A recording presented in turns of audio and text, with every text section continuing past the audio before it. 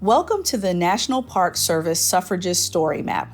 This orientation video is intended to provide a starting point for navigating this resource and help guide you through different features of the site. This story map features suffragists, who they were connected with and corresponded with, and the historic sites that they were related to, many of which are accessible to the public through the National Park Service.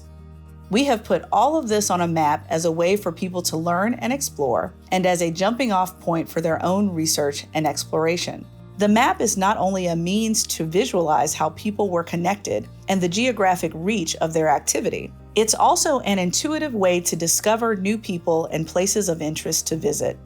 The map also acts as a gateway as we link to outside sources for biographical content, historic homes and monuments, and letters and documents from archives. Where scanned correspondence is available, there's an opportunity to get a glimpse into the life of these activists. We can see these historic figures as multidimensional people.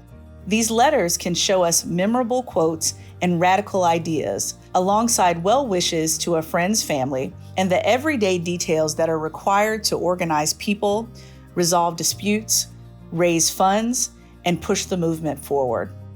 In order to make the information accessible to a wide range of people, we've created several different avenues to help folks get started. One of these is a series of story maps touching on how suffrage fit into a broader historical picture, interconnecting with other social and religious movements of the day, such as abolition, Quakerism, religion, temperance, labor reform, socialism, women's rights, treatment of the mentally ill, and progressive movements. These story maps also draw attention to the power struggles and disenfranchisement of people of color that occurred within and alongside the suffrage movement. The story map narrative highlights prominent figures and uses in-text links to move from the story into the map. Bios, URLs, and images can be accessed through the map itself and through an image gallery section. Social network analysis is also included to identify key actors in the suffrage and abolition movements, people with many links that act as information or power brokers. These social networks are useful resources for students as they promote a closer look to how the influencers of the time use their connections and networks.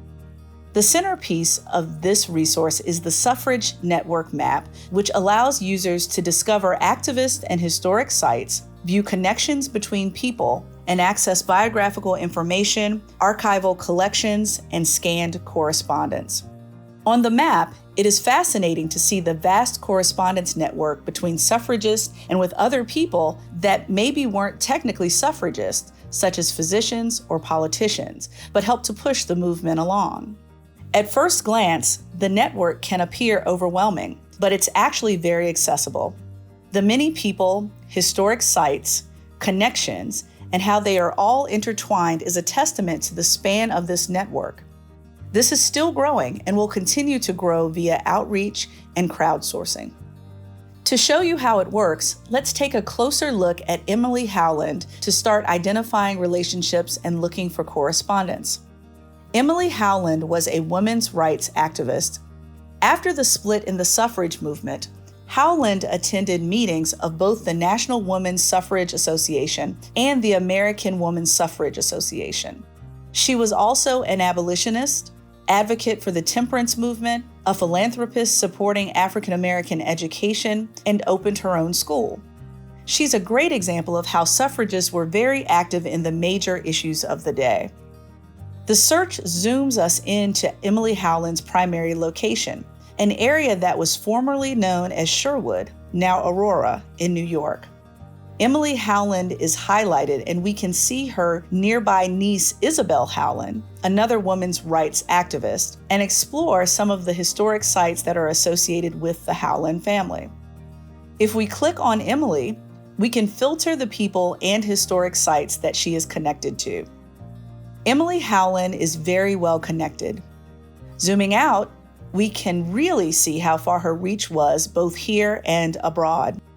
She was connected to prominent activists such as Susan B. Anthony, as well as local level activists such as Jane Slocum, She was also connected to an activist and scholar from India who was working for women's education and exposing oppression. Ramabai Saraswati even visited Emily's home in Sherwood. In the left panel, there is a variety of materials related to Emily Howland's biography and connections. We've discovered and compiled a variety of valuable resources relating to the suffrage movement.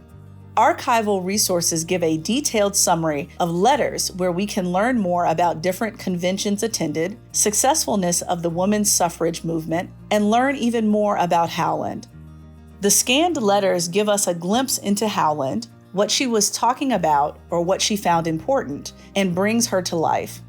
By using this application, we can not only explore Howland's connections, but we can also explore who Howland's connections were corresponding with, such as W.E.B. Du Bois.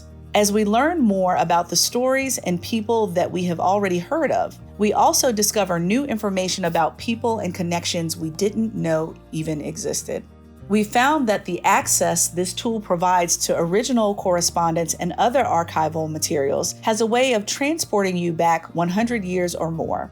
No matter how much the world has changed over these years, people and their passion for improving their lives and the lives of their fellow citizens hasn't changed, and that as Americans, we're all connected by that. We also invite you to provide us input through our feedback form, so that you can share your discoveries with us and serve as a citizen scientist to assist in the evolution and growth of this resource.